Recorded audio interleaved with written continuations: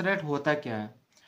Hash rate किसी भी blockchain के कंप्यूटेशनल पावर को मेजर करने का एक मेजरमेंट टूल होता है।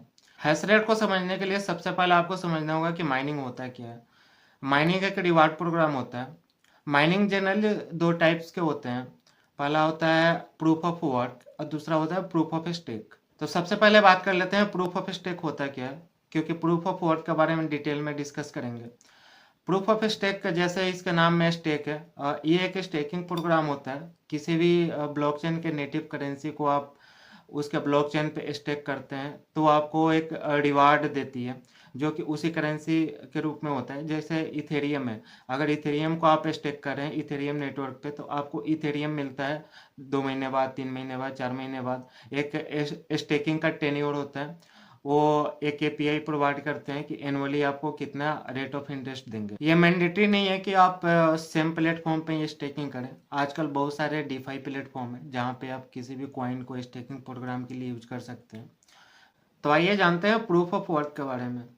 एज यू नो कि blockchain is a collection of multiple computer nodes, जहाँ से कोई भी क्रिप्टो करेंसी ट्रांजेक्शन प्रोसेस होती है, और हर एक नोड या कंप्यूटर अपने प्रोसेसर या अपने कैपेसिटी के अकॉर्डिंग वो ट्रांजेक्शन प्रोसेस कर पाते हैं, जिसके एवज में उन्हें रिवार्ड मिलते हैं।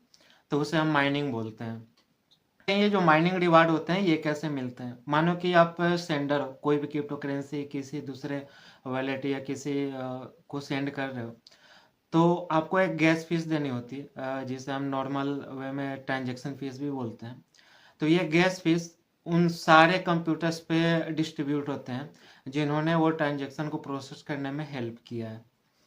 तो ये गैस फीस उनके प्रोसेसर और उनके कैपेसिटी के अकॉर्डिंग डिस्ट्रीब्यूट होते हैं। जितने जितना परफॉर्म किया होता है, जिसने जितना सपोर्ट किया होता है उस ट्रांजेक्शन को प्रोसेस करने के लिए, उसे उतना माइनिंग रिवार्ड मिलता है उस ट्रांजेक्शन फीस में से। तो यहीं पर हैश रेट का मेन रोल आता है। हैश रेट से ही पता चलता है कि कोई भी ट्रांजेक्शन कितने देर में परफॉर्म होगा, इसकी माइनिंग डिफिकल्टी क्या होगी। हैश रेट अलग अलग ब्लॉकचेन के उनके रिवार्ड प्रोग्राम पे डिपेंड करते हैं। उनके रिवार्ड प्रोग्राम के अलग अलग क्राइटेरिया होते हैं। बहुत सारे ऐसे ब्लॉकचेन हैं जो काफ़ी कम हैश रेट पे काफ़ी बड़े ट्रांजेक्शन करते हैं, तो वहाँ पे आपको ज़्यादा कॉइन मिल जाता है, बट उस कॉइन की प्राइस कम होती है।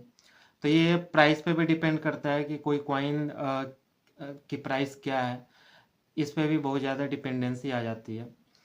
इस केस को समझने के लिए एक एग्जांपल लेंगे बिटकॉइन का। बिटकॉइन की हाल्विंग हर 4 साल में होती है, और हाल्विंग के बाद इसका रिवार्ड हाफ हो जाता है।